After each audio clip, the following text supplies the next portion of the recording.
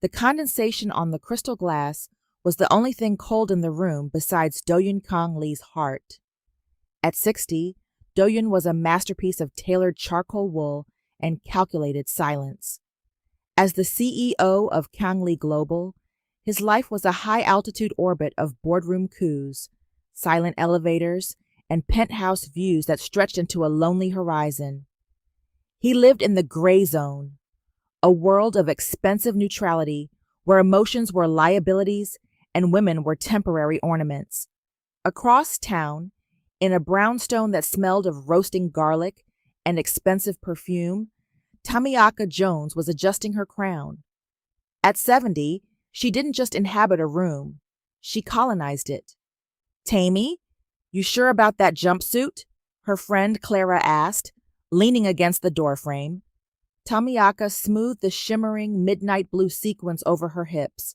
"Clara, honey, I've spent 50 years being sensible because a man left me crying at a Methodist church. Today, I am the celebration. I am the fireworks. And I am wearing the damn sequins."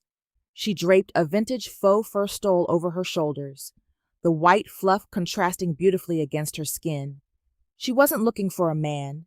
She was looking for a martini and a bass line. The Velvet Note was the kind of jazz lounge where the ice cubes cost more than a working man's shirt. Do-yoon sat in the VIP booth, flanked by his associates, men who measured their worth in acquisitions and mistress counts. "Look at them." Ji-hoon, a younger director, gestured toward the entrance. A string of 20-something socialites in bandage dresses filed in. "Predictable. Boring.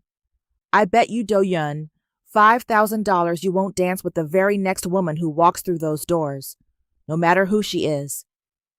Do-yoon leaned back, a bored smirk playing on his lips. "Make it 20,000. I've never met a woman in this city I couldn't charm into a rhythm." He expected a model. He expected a social climber. Then, the heavy oak doors swung open. Tamiaka Jones entered like a localized supernova. The light from the crystal chandeliers caught every single sequin on her body, sending shards of blue light dancing across the walls. She didn't scan the room for someone to acknowledge her. She walked to the bar with the stride of a woman who owned the building's air supply. The table went silent. Ji-hoon choked on his scotch. Do-yoon, the bet stands?" Do-yoon didn't answer immediately. He was staring. He had spent his life surrounded by pretty, but he had forgotten what magnificent looked like. There was a gravity to her, a weight of lived experience, an unapologetic joy that made the younger women in the room look like sketches of people. "The bet stands," Do-yoon murmured. He stood up, buttoning his blazer with clinical precision, and walked toward the bar. Tamiaka felt him before she saw him. The scent of sandalwood and old money preceded him. When she turned, she found a silver-haired man with eyes like flint looking down at her. He was handsome, the kind of handsome that knew it too well. "The band is playing a Duke Ellington standard," Do-yoon said, his voice a rich, cultivated baritone. He extended a hand. "It would be a tragedy to let it go to waste. Would you join me?" Tamiaka looked at his hand, then up at his face. She popped a green olive into her mouth, chewed slowly, and smiled. "You look like you've been told yes every day since the Nixon administration, Mr. Do-yoon," he replied, his eyes narrowing. "And usually, I am." "Well, Do-yoon," she purred, sliding off the bar stool. "I've always liked a tragedy. Let's see if you can keep up." They moved to the floor. The crowd parted. He placed a hand on her waist, expecting her to be stiff, perhaps a bit fragile. Instead, she was solid, warm, and moved with a fluidity that caught him off guard. She didn't follow his lead. She negotiated with it. The chemistry hit like a physical blow. When their chests brushed, it wasn't just heat. It was a frequency. "You're quite the vision," Do-yoon whispered, leaning into her ear, using the tone that had never failed to melt a woman's composure. I suspect you've spent your life being the most beautiful woman in every room you enter." Tamiaka paused. She pulled back just enough to look him dead in the eye, a playful, sharp glint in her gaze. Then she started to laugh, a deep, belly-rich laugh that drew stares from 3 tables away. "Oh, honey," she patted his cheek, hard enough to make a sound. "That line is older than my first mortgage. You're going to have to do a whole lot better than pretty if you want to keep my attention." She spun out of his arms as the song ended, leaving him standing in the center of the floor, his hand still shaped to the curve of her waist. Kang Lee, the man who never stayed, stood frozen. His heart, usually a silent engine of the corporate efficiency, was thundering against his ribs. For the first time in 60 years, he wasn't thinking about the exit. He was thinking about the chase. The morning after the Velvet Note, the high-gloss world of Kang Lee Global felt like a black-and-white movie that had lost its sound. Do-Yun sat at his mahogany desk, the sun glinting off the glass towers of the city, but his mind was stuck on a loop, the smell of Tamiaka's perfume, something like orange blossoms and defiance, and the stinging, delightful sensation of her palm patting his cheek. "Find her," Do-Yun said, not looking up from his tablet as his lead assistant, Minho, entered the office. "The merger documents for the Shanghai firm, sir? I have them right." "No," Do-Yun interrupted, his voice dropping an octave. "The woman from last night, blue sequins, silver hair, Tamiaka." Minho paused, his stylus hovering over his tablet. "Last name? Social media handle? Professional title?" "I have a first name and a laugh that sounds like trouble," Do-Yun said, finally looking up. "That's all. Check Instagram, LinkedIn, TikTok, whatever it is you people use to catalog yourselves." 3 hours later, Minho returned, looking uncharacteristically defeated. "Sir, she doesn't exist, not digitally. No Instagram, no Facebook. There's a Tamiaka Jones who owns a plumbing company in New Jersey, but she's 24. Your Tamiaka? She's a digital ghost." Do-Yun felt a surge of something he hadn't felt in decades, genuine frustration. In a world where everyone was begging to be seen, this woman had chosen to be invisible to the prying eyes of the world. It made him want to see her even more. "Use the facial recognition from the lounge's security feed," Do-Yun commanded, his CEO instincts taking over. "Run it against public records, property taxes, voter registrations.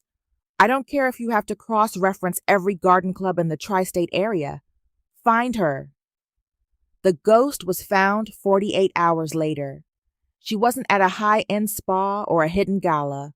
She was in a zip code Do-Yun's GPS struggled to recognize, a neighborhood where the brickwork was weathered, but the porch lights were warm. Do-Yun's black Maybach purred to a halt in front of a sprawling, fenced-in lot between 2 Victorian houses. It was the Starlight Community Garden. He stepped out of the car, his $10,000 charcoal gray suit shimmering in the afternoon sun. His Italian leather shoes hit the dirt with a crunch that felt like a sacrilege. He looked like an alien who had landed in the wrong galaxy. At the center of the garden, knee-deep in a patch of kale and marigolds, was Tamiaka. She wasn't in sequins today. She wore denim overalls over a bright yellow t-shirt, a wide-brimmed straw hat perched on her head, and heavy-duty gardening gloves caked in rich, dark earth. She was singing something low and soulful, a watering can in one hand. She didn't look up when the car door slammed. She didn't look up when his shadow fell over her tomato plants. "You're a very difficult woman to track down, Tamiaka," Do-Yun said. His hand slid casually into his pockets. He was trying to regain the upper hand, the CEO aura that usually made people stammer. Tamiaka finally looked up, squinting against the sun. She looked him up and down, from the perfectly coiffed hair to the shoes that cost more than the garden's tractor. You used a private investigator to find a woman who was just trying to grow some collard greens in peace? She asked, her voice dry. That's not romantic, Do-yun. That's a chore. I prefer to think of it as resourcefulness, he countered, stepping closer. I wanted to apologize for my old lines from the lounge, and perhaps invite you to a proper dinner, somewhere with white tablecloths and a wine list that requires a translator. Tamiaka dropped the watering can. It hit the dirt with a heavy thud. She walked toward him, her movements effortless and earthy. She stopped inches from his expensive lapels. He could smell the soil on her, and strangely, it was more intoxicating than the perfume had been. Look at you, she murmured, reaching out with a gloved hand. He thought she was going to touch his face. Instead, she grabbed a rusted mud-caked shovel leaning against a nearby fence and thrust it into his chest. Do-yun stumbled back, catching the heavy wooden handle.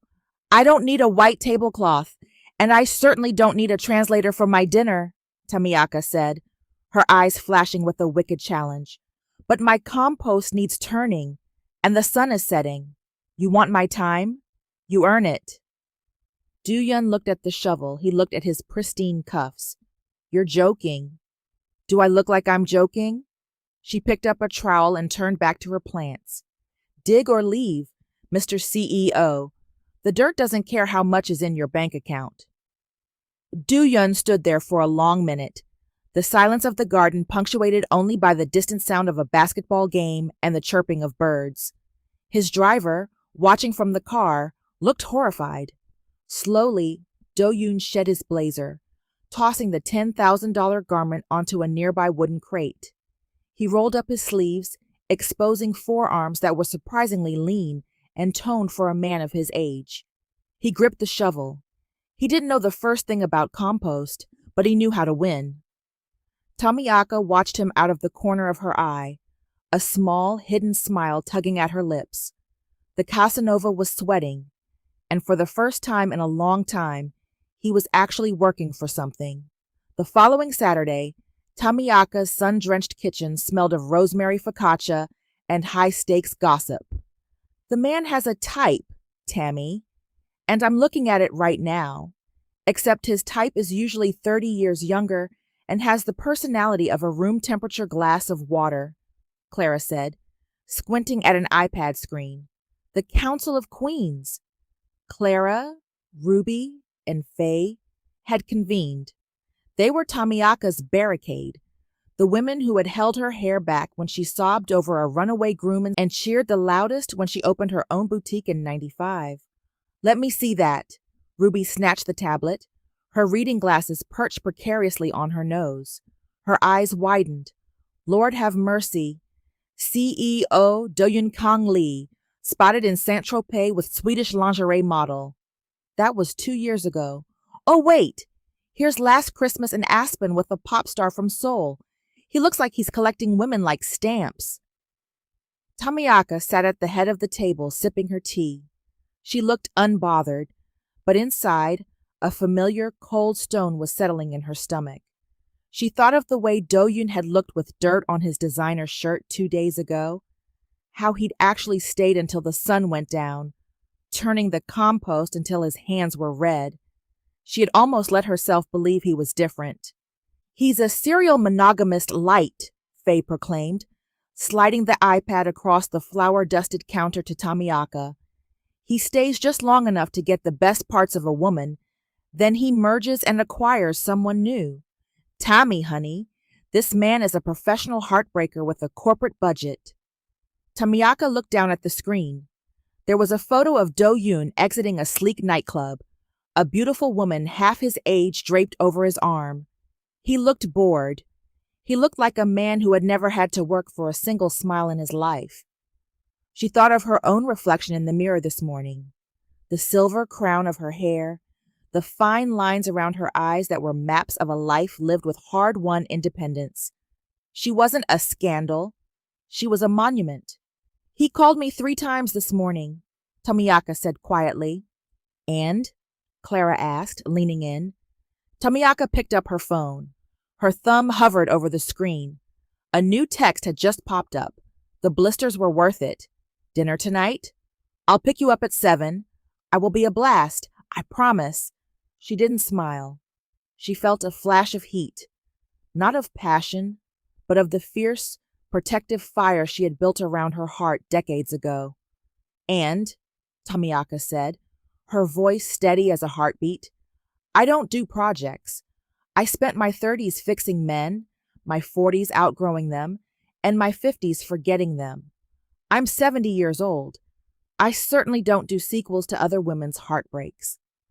With 2 sharp taps, she did what the digital world had failed to do to Do-yoon Kang Lee. She erased him. Blocked.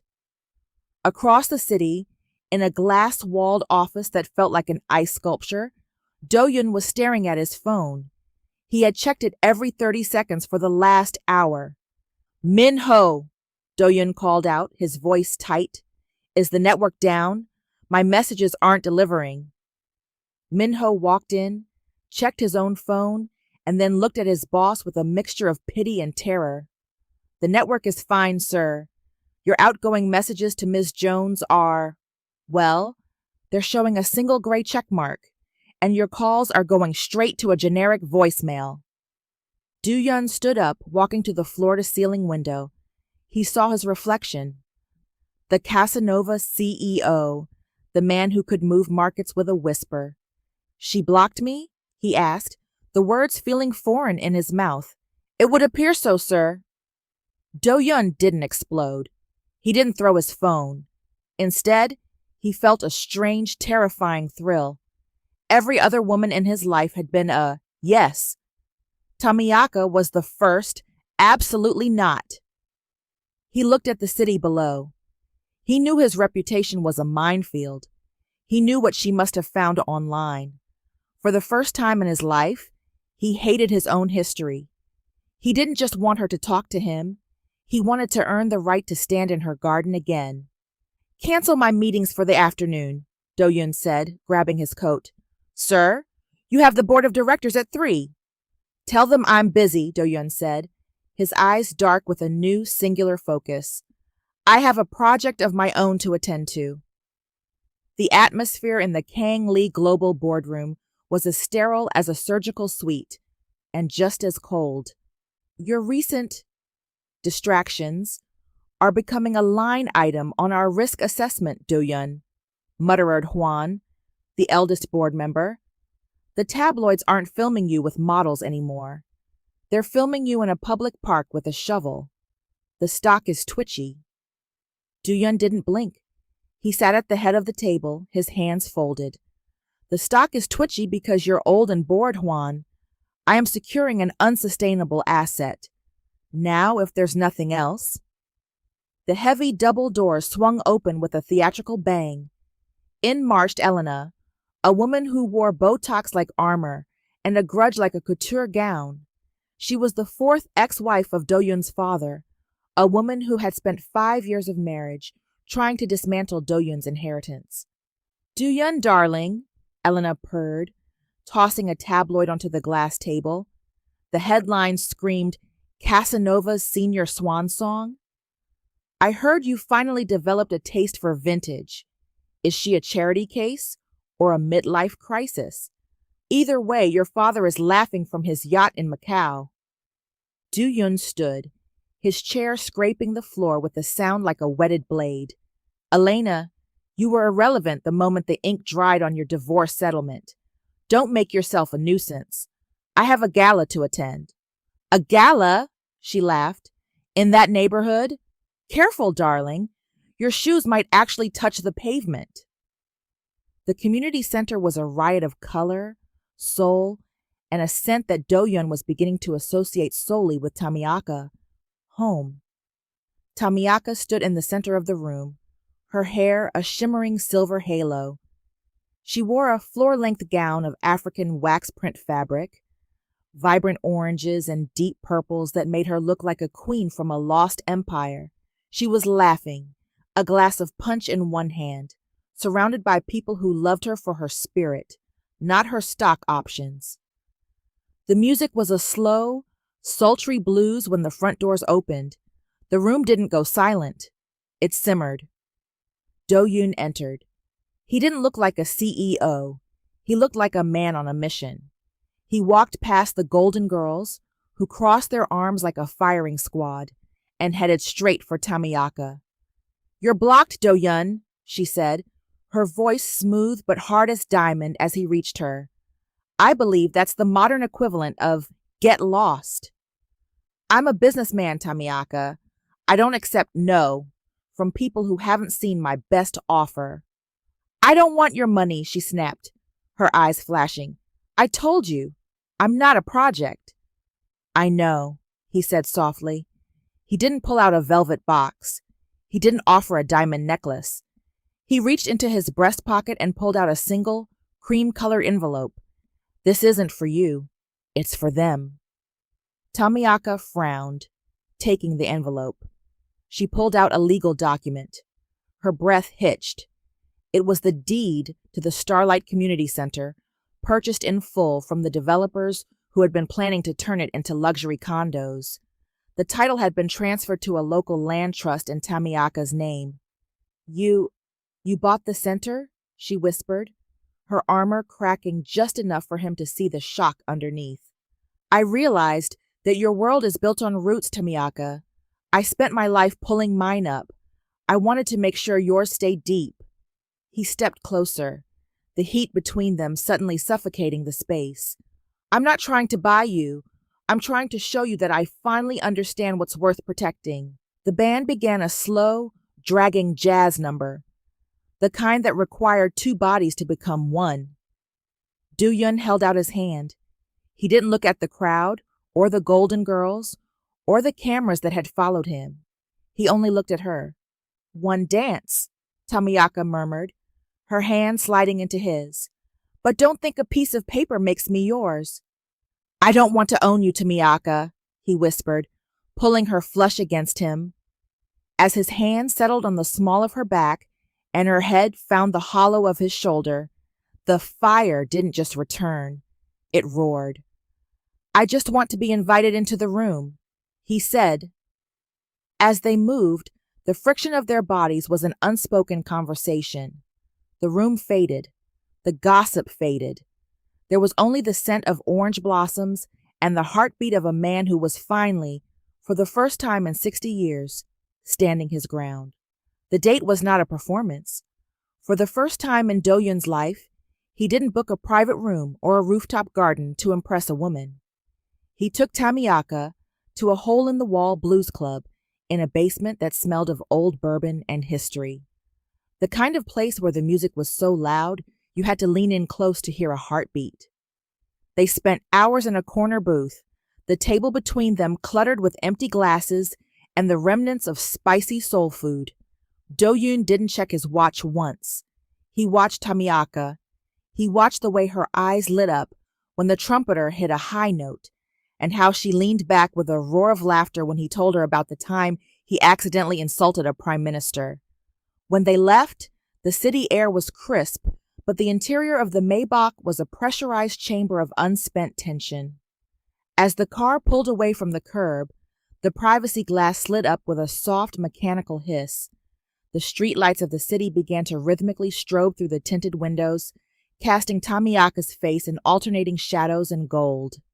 "You're remarkably quiet," Do-yoon murmured, his voice a low vibration in the small space. "I'm just wondering," Tamiaka said, her gaze fixed on him, "if you're as good at being a man as you are at being a CEO." Do-yoon didn't answer with words. He reached across the leather seat, his fingers grazing her jaw before tangling in the soft silver at the nape of her neck. He pulled her toward him, and Tamiaka didn't resist. The kiss was an explosion. It wasn't the practiced, polite kiss of a first date. It was the desperate collision of two people who had been starving for decades. Do-yoon tasted like expensive scotch and a sudden, terrifying need. Tamiaka's hands moved from his shoulders to his chest, her fingers bunching the silk of his tie. The fire they had felt on the dance floor was now a wildfire. Do-yoon's hand slid down her arm, his breath hitching as he pressed her back against the seat. His lips moved to her throat, his touch growing more urgent, more possessive. He was a man used to taking what he wanted, and right now, he wanted all of her. Suddenly, Tamiaka's hands pressed firmly against his chest. It wasn't a nudge. It was a wall. Do-yeon stopped, his forehead resting against hers, his breathing ragged. "Tamiaka," he whispered, his eyes dark with a hunger that bordered on pain. She adjusted her posture, smoothing her hair with hands that trembled only slightly.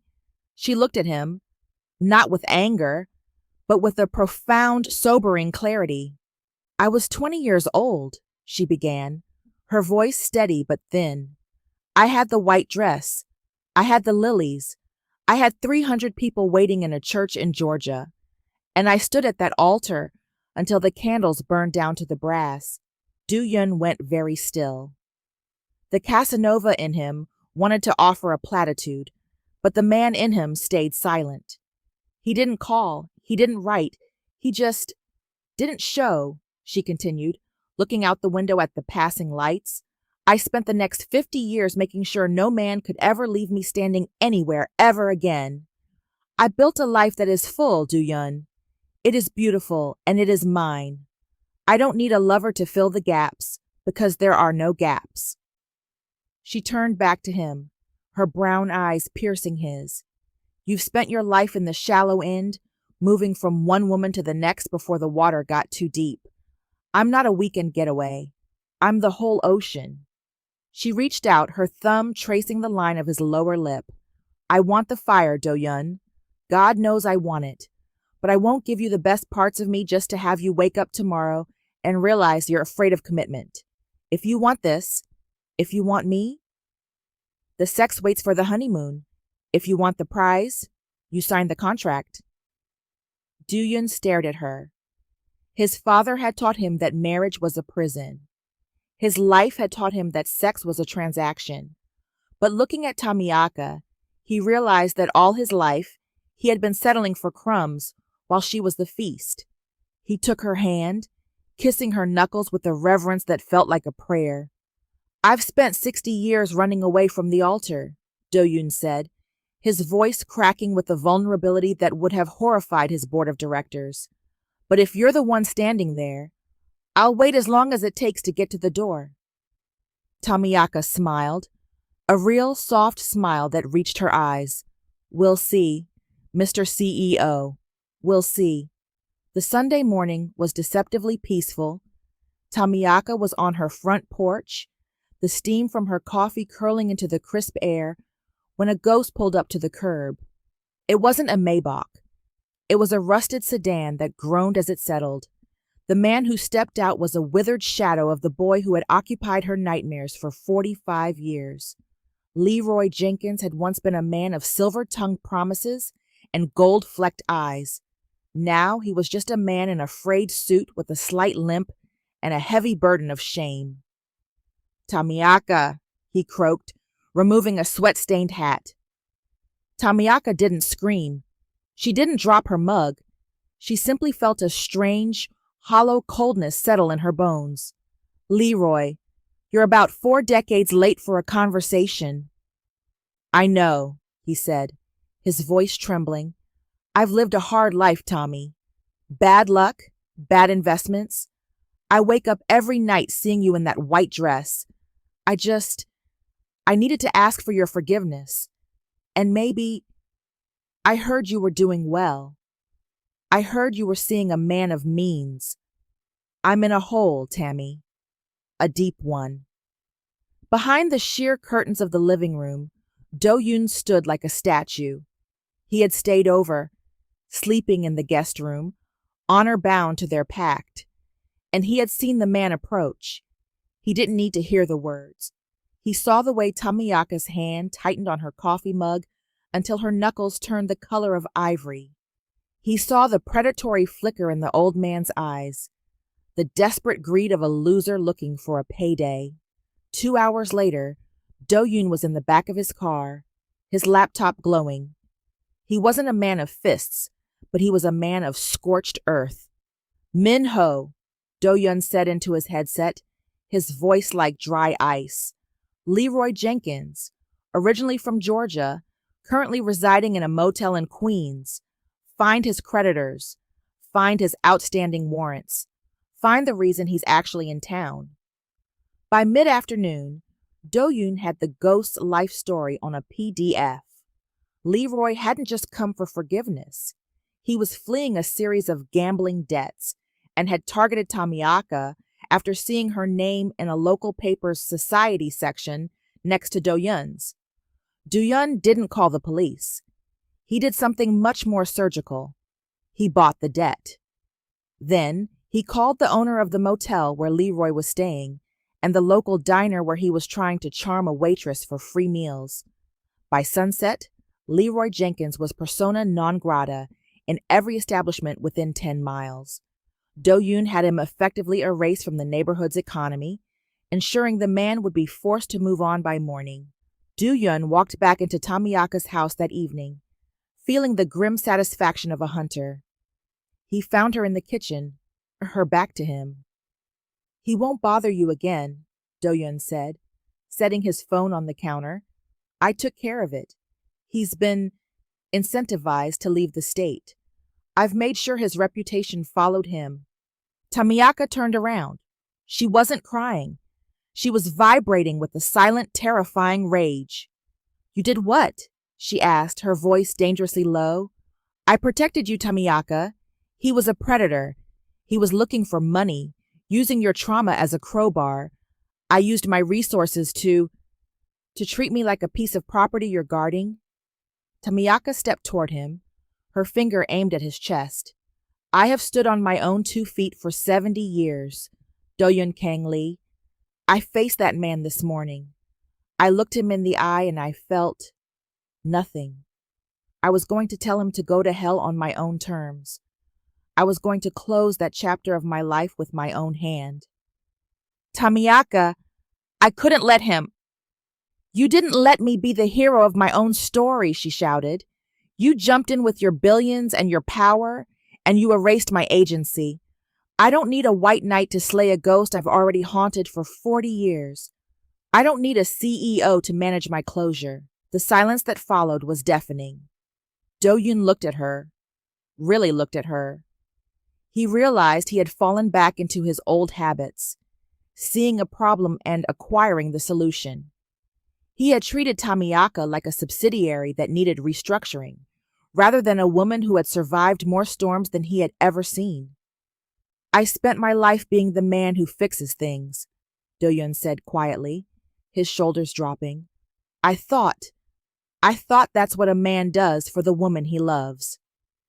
"A man who loves a woman like me," Tamiaka said, her voice softening but remaining firm, "stands behind her while she handles her business. He doesn't do it for her. I'm not a project, Do-yun. I told you that." She pointed to the door. "Go home. Think about whether you want to be my partner or my manager, because I'm only hiring for one of those positions." As Do-yun walked out into the night, the weight of the golden handshake felt heavier than ever. He had saved her from a con man, but he had lost his footing with the queen. The flight to Seoul was 14 hours of luxury that felt like a bridge between two worlds. Do-yun had spent the journey in a state of quiet penance, watching Tamiaka read her poetry books under the soft glow of the cabin light. He had learned his lesson.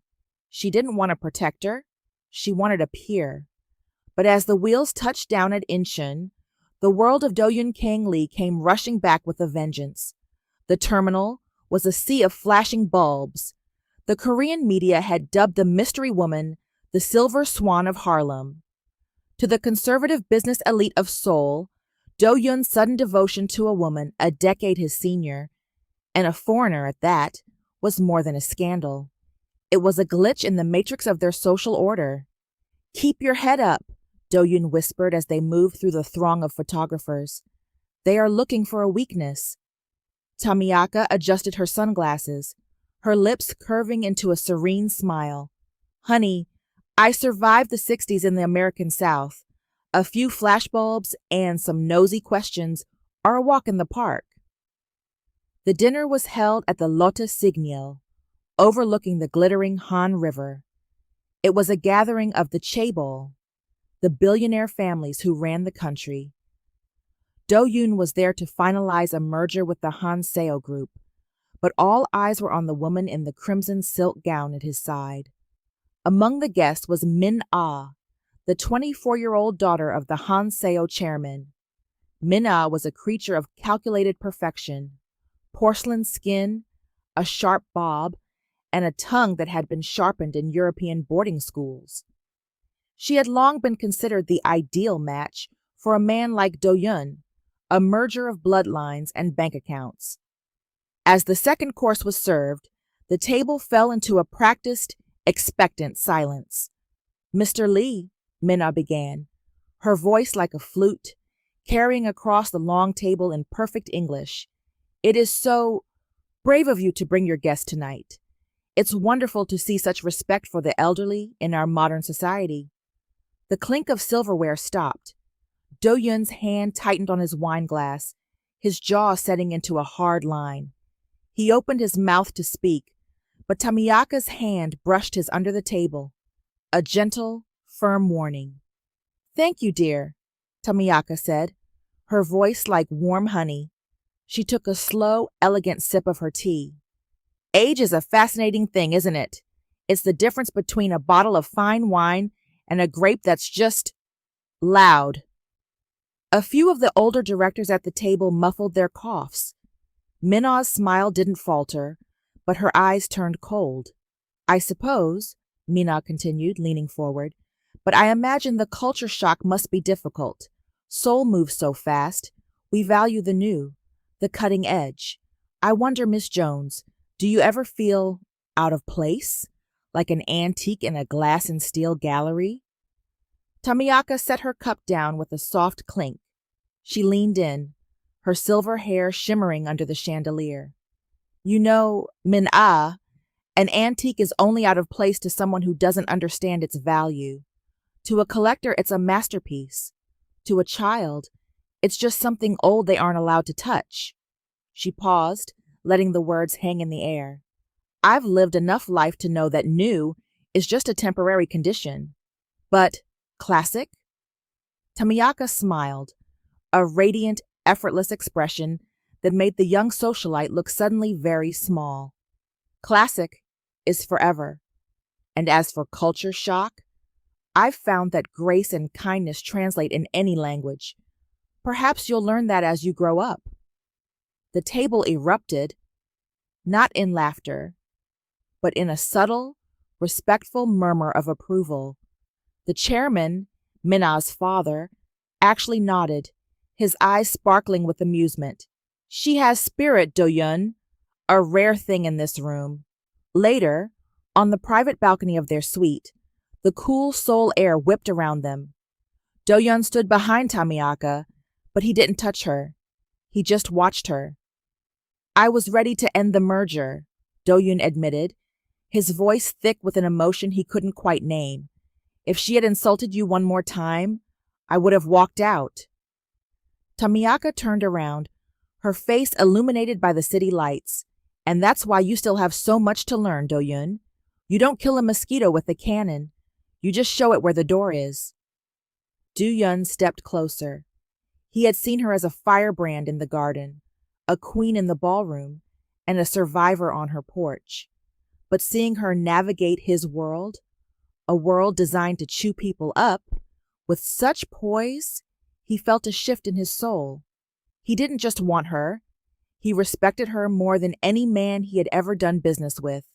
He reached out, his hand trembling slightly as he tucked a stray silver lock behind her ear.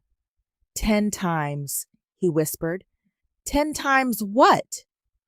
"I thought I loved you when we danced in Chicago," he said, his eyes searching hers.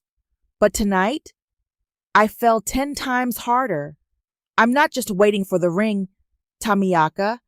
I'm counting the seconds until I can give it to you." Tamiaka looked at the man who had everything, realizing he was finally beginning to understand that the only thing he didn't have was the one thing he couldn't buy. She leaned up, kissing him, not with the fire of the limousine, but with a deep, soulful promise. Then keep counting, Mr. CEO, she whispered against his lips, because the best is yet to come.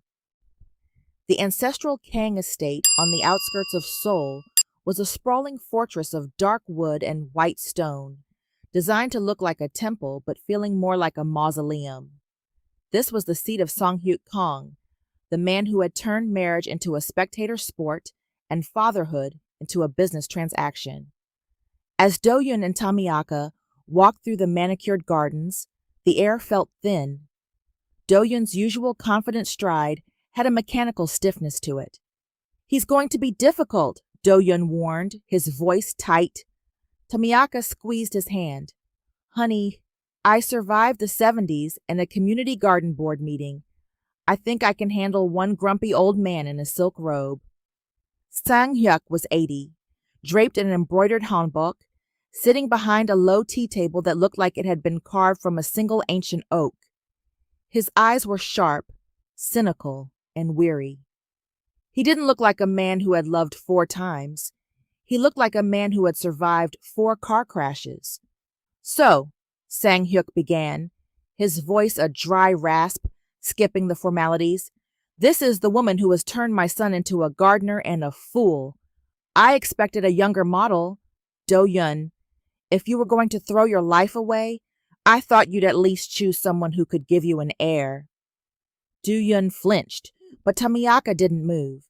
She sat across from the old man, her spine a straight line of obsidian. "And I expected a man of your stature to have better manners, Mr. Kang," Tamiaka said, her voice a calm, melodic contrast to his bite. "But I suppose 4 divorces leave a lot of bitterness in the bottom of the cup." Sang-hyuk's eyes narrowed. "You're bold, but let's be honest. You're 70 years old. You see a man with a global empire and a lonely heart, and you see a retirement plan. How much is it going to take for you to walk away and let him marry someone appropriate?" "Father, that's enough!" Do-yoon stood up, his face flushed with a rare, raw anger. "Sit down, Do-yoon," Tamiaka said quietly. She didn't look at him. She kept her gaze locked on Sang-hyuk. "Your father is trying to protect you the only way he knows how, with a checkbook, because he's never learned that the most valuable things in life aren't for sale." She leaned in, her silver hair shimmering. "Mr. Kang, I have my own house, my own money, and a life so full I barely have room for your son's ego, let alone his bank account. I'm not here for his money. I'm here because he's the first man I've met in 50 years who was brave enough to try and keep up with me." The dinner that followed was a masterclass in tension. Sang-hyuk spent the hour regaling Tamiaka with stories of his failed investments, his code for his former wives. He spoke of love as a trap, a temporary insanity that cost a man his focus and half his net worth. Tamiaka watched Do-yoon during these stories. She saw the way he looked down at his plate. She saw the flinch in his eyes whenever his father mentioned the inevitable end of any romance. In that moment, the Casanova mask Do-yoon had worn for 40 years didn't look like power anymore. It looked like a shield. He hadn't been avoiding marriage because he loved women too much. He had been avoiding it because he was a little boy who had watched his father treat love like a disposable commodity. He had played the field because he was terrified that if he stood still, he would be discarded too. Later that night, the estate was silent. Tamiaka found Do-yoon standing on the stone bridge over the koi pond, his back to the house. The moon reflected in the dark water, mirroring the loneliness she saw in his silhouette. She walked up behind him and wrapped her arms around his waist, pressing her cheek against his expensive blazer. "He's wrong, you know," she whispered. Do-yoon didn't turn around, but he covered her hands with his. "He's been saying those things since I was 10. I grew up believing that 'I love you' was just the opening line of a negotiation. That's why you did it, isn't it?" Tamiaka pulled him around to face her. "The models, the parties, the never settling down. You weren't a Casanova, Do-yun. You were a refugee. You were running away before anyone could realize you were actually worth staying for. Do-yun's eyes were wet, a sight that would have stunned the business world. He looked at this woman, this beautiful, fierce, 70-year-old soul who saw right through his billion-dollar armor. I've spent my whole life waiting for the other shoe to drop, he admitted, his voice breaking. I'm just a collection of my father's mistakes. Tamiaka reached up, cupping his face in her hands. I don't care about your father's mistakes. I care about the man who worked in my garden until his hands bled. I care about the man who bought a community center for people he didn't even know. She leaned in, her forehead resting against his. For the first time, the fire between them wasn't just physical, it was a profound spiritual surrender. I've been holding you at arm's length because of my past, Do-yun, but I'm done looking back. My heart is open, and if you're still counting the seconds, you can stop. I'm right here. Do-yun let out a breath he seemed to have been holding for decades. He pulled her into a hug so tight it felt like he was trying to merge their souls. The Casanova was dead. The partner had arrived. The peace they had found in Seoul was shattered by a digital landslide.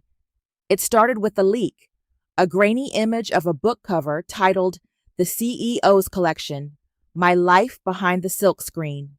The author was Sora, a high-profile influencer, and the last woman Do-yun had been seen with before Tamiaka. By the time their plane touched back down in the States, the book was the #1 trending topic in the world. Sora hadn't just written a memoir, she had written a hit piece. The final chapter, titled The Ultimate PR Move, was a venomous fabrication. It claimed that Do-yun's board of directors had pressured him to clean up his image by finding a maternal, wholesome figure to court, a silver swan to distract from his years of excess. The book suggested that Tamiaka Jones was nothing more than a paid consultant in a billion-dollar rebranding strategy. It hinted at a contract. It spoke of a non-disclosure fee. It made their fire look like a fireplace screensaver, artificial and cold. Do-yun paced his office, his phone a weapon in his hand. Sue them. Sue the publisher. Sue Sora. Sue the printers. I want every copy turned into ash. It's already everywhere, sir, Minho said, his face pale. And Ms. Jones isn't answering her door. Do-yun froze. He raced to the brownstone, but the Golden Girls were standing on the porch like a wall of iron. Get off this property, Do-yun, Clara said, her eyes flashing with the protective fury. She saw the headlines. She saw the contract that little girl wrote about. She spent 50 years being a man's second choice. She won't spend her 70s being a man's PR stunt. It's a lie. Clara, you have to tell me where she is. She's gone, Ruby added, crossing her arms. And for the first time in her life, she didn't leave a forwarding address for anyone with a Y chromosome. You did exactly what we feared. You turned her life into a sequel to a heartbreak. Tamiaka had vanished. She hadn't just blocked his number. She had disconnected from the world. She had driven 6 hours north to a cabin her grandmother had left her, a place tucked into the folds of the Catskill Mountains where the GPS signal died and the only thing that spoke was the wind in the hemlocks. For 3 days, the CEO of Kang Lee Global became a ghost. He stopped attending meetings. He didn't shower. His boardroom was replaced by a map room. He had private investigators, satellite imaging, and local scouts scouring the coast. He wasn't a CEO anymore. He was a man who had finally found the air he needed to breathe, only to have the atmosphere sucked out of the room. He realized with a terrifying clarity that without Tamiaka, the money was just paper, and the power was just a heavy suit. Sir, Minho whispered on the 4th night, entering the darkened office, we found a property tax record. It's in her grandmother's name. It's remote. No roads lead to the door. You have to hike in. Do-yun didn't wait for a driver. He grabbed his keys and drove. The cabin was a small salt box structure huddled against a gray cliffside. The smell of wood smoke was the only sign of life. Tamiaka was sitting on the porch in a heavy wool sweater, watching the mist roll over the valley. She looked exhausted. The vibrancy that usually radiated from her was dimmed, like a lamp with a low battery. When Do-yun emerged from the tree line, his expensive boots caked in mud, his hair disheveled, she didn't move. "Did you bring the contract for me to sign?" she asked, her voice flat, not even looking at him. "Or am I supposed to wait for your lawyers to send the final payment for my performance?" "Tamiaka," he choked out, stopping at the edge of the porch. "Look at me." "I looked at you in Seoul," she said, finally turning her head. Her eyes were red-rimmed. "I looked at you and I saw a future. Then I opened my phone and saw a man who used me to fix his stock price. Do you know what that feels like? To be 70 years old and realize you're still just a project after all?" "It's a lie," he said, stepping toward her, his voice trembling. "Sora is a woman I never loved, writing a book for a man she couldn't keep.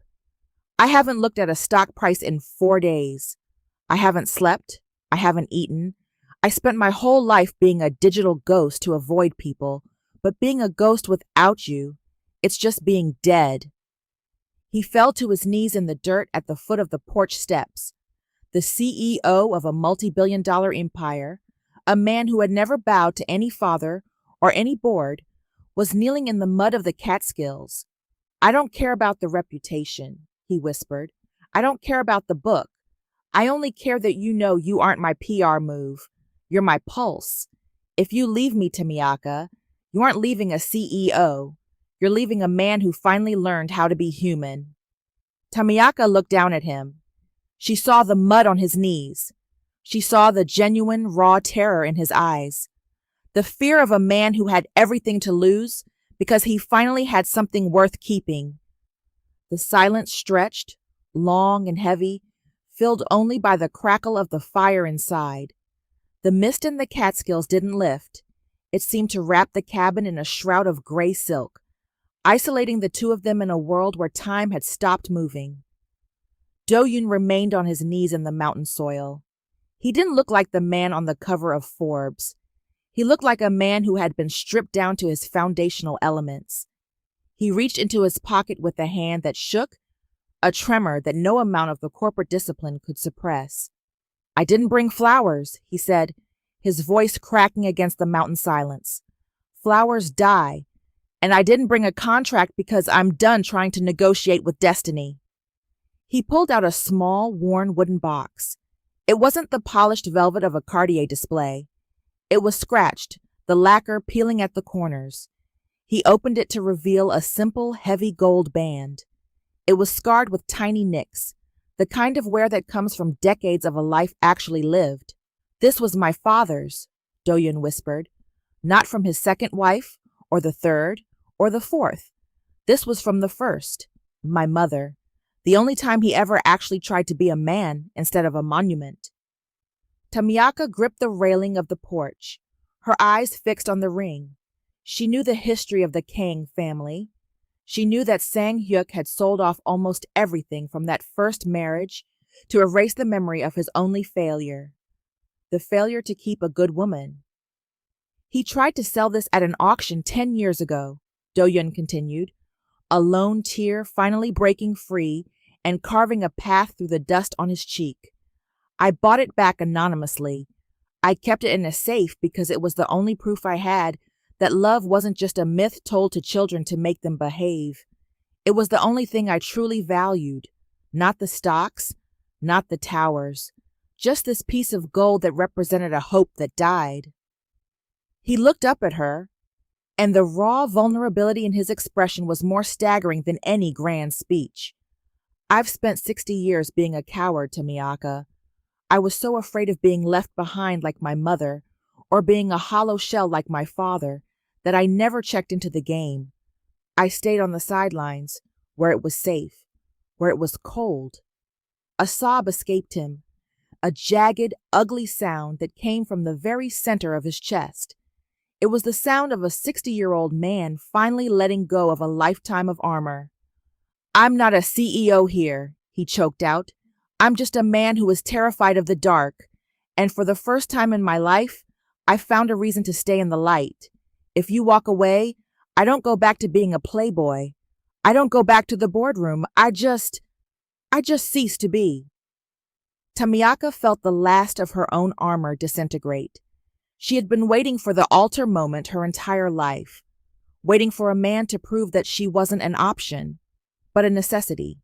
Seeing Do-yeon, this proud, powerful, untouchable man, crying in the dirt because his soul was tied to hers, was the answer to a prayer she had stopped praying 50 years ago. She moved off the porch, her boots sinking into the soft earth. She reached down and took his face in her hands. His skin was cold, his cheeks wet, but his eyes were burning with a desperate, singular truth. "Get up, Do-yeon," she whispered, her own voice thick with tears. "Tamiaka, I said get up." She pulled him to his feet, her strength surprising him. She didn't take the ring yet. Instead, she wrapped her arms around his neck and pulled him into a hug that felt like a collision of two tectonic plates. "Don't you ever," she breathed into his ear, "let a lie from a bitter girl make you think I don't see who you are. I knew you were real when you dug in my garden. I knew you were real when you danced with me in Seoul, but I know you're mine because you came to this mountain." Do-yeon buried his face in her shoulder, his hands clutching the back of her sweater, as if she were the only thing keeping him from drifting into space. "I'm staying," he sobbed into her neck. "I'm staying, Tamiaka, for as many seconds as I have left." The wind picked up, swirling the mist around them, but neither felt the cold. The digital ghost and the silver swan had found a place where the world couldn't reach them, a patch of mud in the middle of nowhere that felt more like a palace than any penthouse in the world. The return to the city was not a retreat. It was an invasion. Do-yeon didn't issue a press release. He didn't film a scripted video. Instead, he rented out the grand atrium of the Museum of Art, invited every major news outlet, every board member, and every socialite who had whispered Sora's lies, and titled the event simply, "The Truth." The engagement gala was a masterclass in opulence, but it felt different from the cold, sterile parties of Do-yeon's past. The room was filled with the scent of orange blossoms and the soulful, rhythmic pulse of a live brass band from Harlem. When the double doors opened, the collective breath of the high society crowd hitched. Do-yeon stood there, resplendent in a velvet tuxedo the color of midnight. Beside him, Tamiaka was a vision of defiance and grace. She wore a gown of liquid gold that clung to her curves like a second skin, her silver hair styled into a sleek, avant-garde crown. On her finger sat the scarred, simple gold band of Do-yeon's mother. It looked more expensive than any 10-carat diamond in the room because it carried the weight of a man's soul. Throughout the night, the atmosphere between them was thick, a heavy, pressurized humidity that made the air feel like it was humming. They didn't just stand near each other, they existed in each other's gravity. As they moved through the crowd, Do-yeon's hand never left the small of Tamiaka's back. He steered her through the sea of cameras, not like a prize, but like a partner. "They're staring, Do-yeon," Tamiaka whispered, leaning in until her lips brushed the shell of his ear. The heat of her breath made his grip on his champagne flute tighten until his knuckles turned white. "Let them," Do-yeon replied, his voice a low, gravelly rasp. He leaned down, his nose grazing the scent of her neck. "I want them to see what a man looks like when he's finally found his North Star." The tension was agonizing. Every touch was electric, a promise of what was deferred. When they danced, it wasn't the polite distance of a CEO and his guest. They moved as one body, their thighs brushing, their heartbeats thudding against one another in a frantic, synchronized rhythm. At one point, tucked into a semi-private alcove beneath a marble statue, Do-yoon pulled her into the shadows.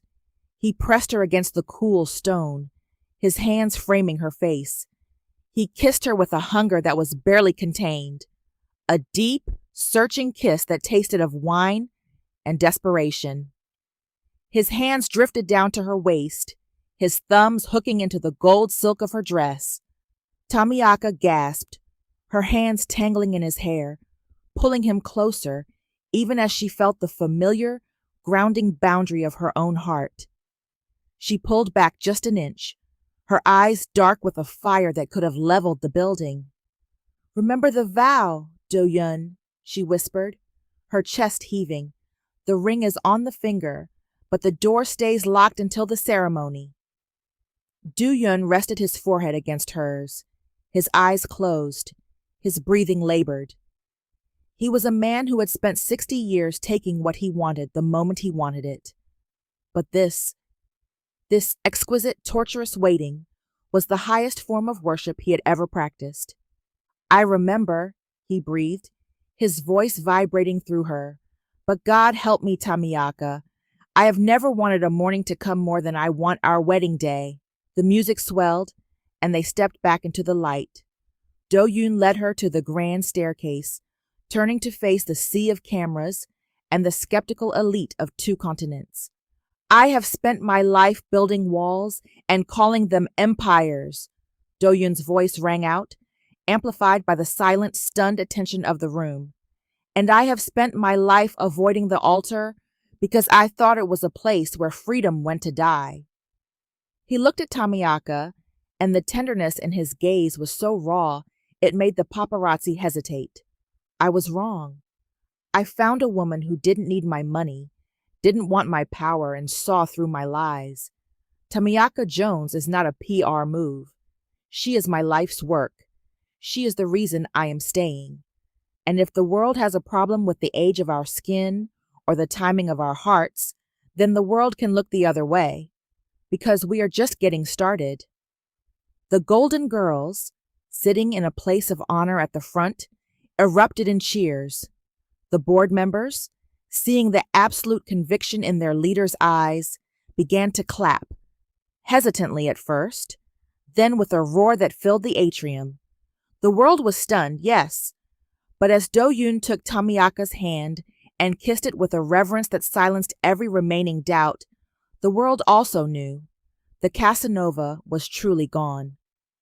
The nights leading up to a wedding are traditionally meant for last tastes of freedom, but for Do-yoon and Tamiaka, freedom was a word they had spent decades redefining. The penthouse suite at the Pierre was choked with the scent of expensive cigars and the frantic energy of men trying too hard to be young. Ji-hoon and a handful of Do-yoon's younger associates had spared no expense. There were crystal magnums of champagne, a high-stakes poker table, and, true to the cliché, Do-yoon had spent his life living, a troupe of dancers who looked like they had stepped off a runway and into a fever dream. Do-yoon sat in a leather armchair, a glass of vintage scotch in his hand. A woman in sheer lace approached him, her movements a practiced, sultry invitation. She leaned down, the scent of a heavy commercial perfume clashing with the memory of the orange blossoms that lived in Tamiaka's hair. "Penny for your thoughts, Mr. Lee?" she whispered, her hand hovering near his shoulder. Do-yoon looked at her. He didn't see a temptation. He didn't see a thrill. He saw a script he had read 1,000 times before, a performance of desire that lacked a soul. He thought of Tamiaka in the garden with dirt on her knees. He thought of the way she laughed when she beat him at gin rummy. He looked at his watch. It had been exactly 5 minutes since the entertainment arrived. "Ji-hoon," Do-yoon said, standing up and setting his glass down with a definitive clack. "Sir, we're just getting started. The main event is in 3 days, Do-yoon interrupted, his voice cool and clear. "And I've already won the prize. This?" He gestured vaguely at the room, the smoke and the dancers. "This is just noise. It's a room full of people pretending to have fun while they wait for something real to happen. I'm done waiting." He grabbed his charcoal overcoat. Keep the scotch. Pay the ladies double. I'm going home to sleep in a house that smells like my future. As the elevator doors slid shut on the stunned faces of his friends, Do-Yun felt a lightness in his chest. He wasn't settling down. He was finally, for the first time, rising up. While Do-Yun was escaping a cliché, Tamiaka was submerged in a legend. Clara, Ruby, and Faye hadn't taken her to a male revue or a spa. They had taken her to the Blue Muse, a basement jazz club in Harlem, where the walls were stained with 50 years of soul and the air was thick with the ghost of Billie Holiday. Tamiaka sat at a small round table, surrounded by her sisters in arms. They were drinking Queen's Punch, a concoction of dark rum and secrets. On stage, a saxophone player was deconstructing a melody, turning it inside out until it felt like a heartbeat. You nervous, Tommy? Ruby asked, leaning in. Last chance to run. You've been the queen of independence for a long time. Sure you want to share the throne with a man who has his own zip code? Tamiaka looked at her friends, women who had seen her through the wreckage of the 70s and the triumphs of the 90s. She looked at the dance floor where couples of all ages were moving in a slow, synchronized sway. I thought marriage was a cage, Tamiaka said, her voice barely audible over the bass line. I thought if I said, I do, I'd have to say I don't to myself. I thought I'd be giving up the woman who built that boutique and saved that garden. She took a sip of her drink, the warmth spreading through her. But being with Do-Yun isn't like being captured. It's like being heard. For 50 years I've been singing a solo, and it was a damn good solo. But Do-Yun, he's not trying to change the tune. He's just providing the harmony. She stood up, her hips swaying to the rhythm. She felt the gold band on her finger, the one that had belonged to a woman who loved a man enough to stay, even when it was hard. I'm not giving up my freedom, Clara, Tamiaka said, a radiant, fierce smile breaking across her face. I'm expanding it. I'm taking my world, and I'm merging it with his. I'm 70 years old, and I'm just now realizing that the only thing better than owning your own life is having someone worthy enough to share the view. She grabbed Clara's hand and pulled her toward the dance floor. The Golden Girls danced until their feet ached and the stars began to pale. Tamiaka wasn't a bride-to-be who was scared of the end of her youth. She was a woman who knew that her real life was only just beginning at the tempo she had chosen. The city was blanketed in a rare, heavy snowfall that muffled the roar of New York into a reverent hush. Inside Do-Yun's penthouse, the floor-to-ceiling glass showed a world of white, but the hearth was a roar of orange and gold. This was the final night. The wait for the night vow had become a living thing between them, a taut, invisible wire that vibrated with every shared glance. They sat on the floor by the fireplace, a bottle of aged plum wine between them. The finery of the gala and the noise of the bachelor parties had been stripped away. Tamiaka wore a simple silk robe. Do-Yun was in a soft cashmere sweater, his sleeves pushed up to reveal the forearms she had come to adore. It's too quiet, Do-Yun murmured, staring into the flames. In my world, silence usually means a storm is coming, a market crash, a betrayal. Tamiaka reached out, her fingers interlaced with his. Or maybe it just means the world is finally giving us a moment to breathe before we jump. Do-Yun turned to her, his expression shadowed. The bravado of the CEO was gone, replaced by the ghost of the boy who had watched 4 mothers walk out the door. I had a dream last night, he confessed, his voice barely a whisper. I was standing where my father stood. I looked down at my hands, and I was wearing his watch, his scowl. I looked at you, and I didn't see Tamiaka. I saw wife number 5. A statistic. He gripped her hand tighter. I am terrified, Tommy. I'm terrified that the Kang blood is a poison. What if I wake up in 5 years and I don't know how to stay? What if forever is a language I'm too old to learn? Tamiaka didn't offer a platitude. She leaned her head against his shoulder, letting the warmth of his body anchor her. "You think you're the only one haunted by a ghost tonight?" she asked. She looked at the fire, but she saw a church in Georgia. 1976. I keep checking the weather. I keep checking the clock. Every time the floorboards creak, I think it's the sound of a door closing. My fear isn't that you're your father, Do-Yun. My fear is that I'm still that 20-year-old girl in the white dress, waiting for a man who's already halfway to the state line. She looked up at him, her eyes shining with the painful honesty. If you don't show up tomorrow, I won't just be heartbroken.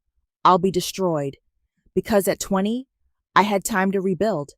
At 70, you are my last great architecture. The confession hung in the air, heavier than the snow outside. They weren't two icons anymore. They were two people acknowledging that they had given each other the power to ruin them. Do-Yun shifted, pulling her into his lap. He tucked her head under his chin, his heart beating a steady, rhythmic promise against her ear. I won't be him, Do-Yun vowed, his voice cracking, and I won't leave you there. If I have to crawl to that altar on my hands and knees, I will be standing there when you walk through those doors. They sat in that embrace for hours, talking about the small things, the way he snored, her obsession with her herb garden, the quiet life they wanted to build in the gaps between his board meetings. They were domesticating their fears, turning them into shared history. As midnight approached, the tension, the fire, became almost unbearable. The scent of her skin, the way his thumb traced the line of her jaw. It would have been so easy to break the vow, to find solace in the physical and drown out the ghosts. But Tamiaka stood up. She touched his lips with her index finger, a soft, lingering contact. One more night of dreaming, Do-Yun, she whispered. I want the first time we belong to each other to be under the weight of a promise that can't be broken. Do-Yun stood, nodding slowly. He felt the ache of her absence the moment she stepped back. One more night. He walked her to the door of the primary suite, kissing her forehead with a lingering, sacred sweetness. Then he retreated to the guest wing. That night, separated by a hallway and 50 years of baggage, neither slept much. Do-Yun lay in the dark, watching the snow fall, imagining the curve of Tamiaka's shoulder. In the other room, Tamiaka lay with her hand over her heart, listening to the silence of the penthouse, no longer fearing it. They dreamed of each other, not as they were in the tabloids, but as they were in the garden. Two souls, silvered by time, finally ready to come home. The wedding was not a merger. It was a symphony.